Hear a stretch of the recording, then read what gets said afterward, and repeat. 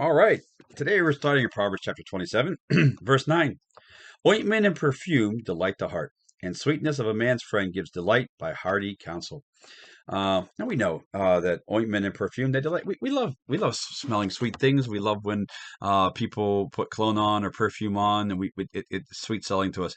And a sweetness of a man's friend is when they give hearty counsel. What's hearty mean?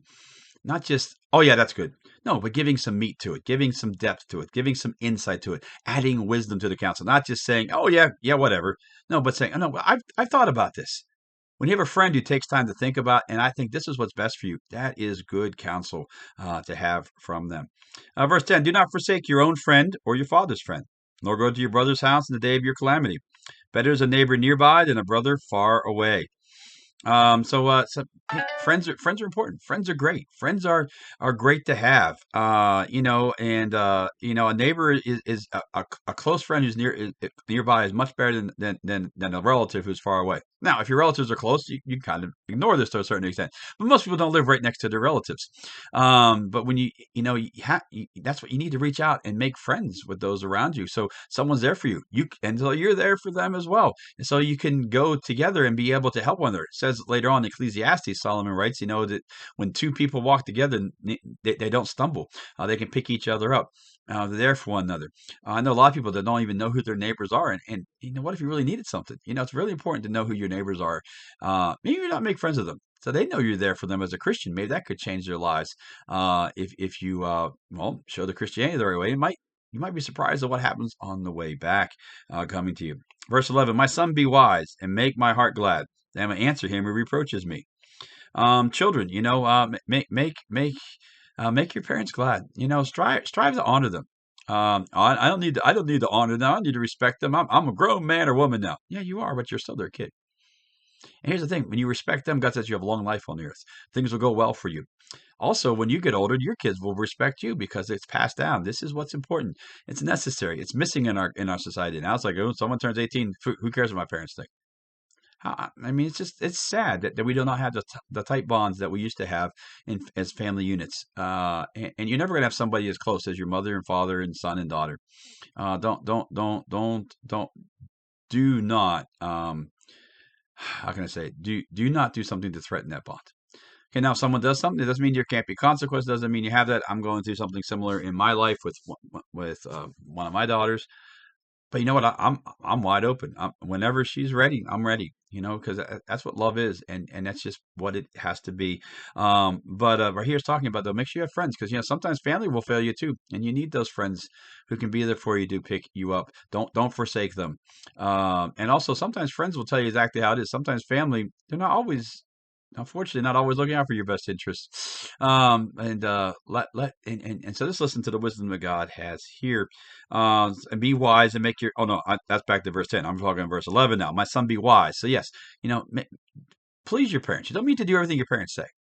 Okay, but you have to respect them, honor them, and when you do that, your parents are going to be. They're supposed to then honor you, and they're supposed to do things for you as your parents, and it puts a great relationship going forward. Verse 12, a prudent man foresees evil and hides himself. A simple pass on and are unpunished. Well, when you see evil coming, take steps to avoid it. Real simple. Those who don't do that, things happen, and they get punished because they run right into it. I should have saw that coming. God says, you have a brain, use it. That's what God's saying here. When you see evil coming, get out of the way. Let it pass by. Don't put yourself in harm's way when you have the power not to do that. When God gives you the wisdom to do that, use that brain of yours. Take the garment of him who is a surety for a stranger and hold it in pledge when he is a surety for a seductress. We're not supposed to be in surety of anybody. But you know what? It's someone who does that for a stranger. God's saying here, it's easy for them to be seduced, easy for them to be tricked, easy for them to be gullible. And our job is to what? When people are doing that, putting themselves out there, we should take what they have to give and say, hey, let me stop you here. Let me keep you out of harm's way. Look for one because, people out there trying to trick people all the time. I can't tell how many times I've had to deal with people in the church who tried to be scammed. I'll say, no, you've been scammed, but we can get it back. We can do this, do that. It's just better in the first place. Just don't let them do that, and help them by taking what they have to give away and say, hey, you know what? Let me help manage this let me help you. Run this by me before you do that. He who blesses his friend, verse 14, with a loud voice rising early in the morning, it will be counted as a curse to him. He who blesses a friend with a loud voice rising early in the morning will be counted as a curse to him. This is now. This is might say, oh, not see morning people. God doesn't like morning people. No, it's nothing to do with that. It's when you bless the person before they've done anything. Don't do that. Because a friend will be like, hey, you're setting me up for maybe I can't live up to that. Maybe that's not going to happen. No, don't. Praise and honor to when praise and honor is due.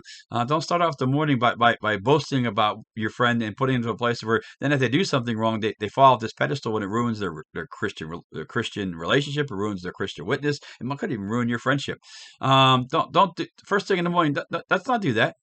Let's see how the day goes, and then and allow things to play out, and then reward honor to whom honor is due, and praise to whom praise is due, and things will go well in your life. I hope you have a great day. Remember, Jesus loves you.